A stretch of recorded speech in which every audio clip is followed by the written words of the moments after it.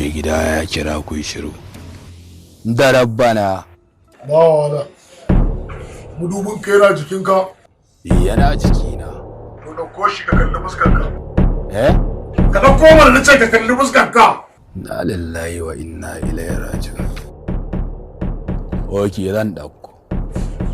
idan ka kalla duk abin da fuskarka ta nuna maka maza ka zo gida ina neman ka da rabbana ba wala lafiya oga aiki ya kwaci me yake faruwa oga ne ya gajanci lissafi ya kwaci kai sa nawa ka ce 18 19 20 21 na dawowa kai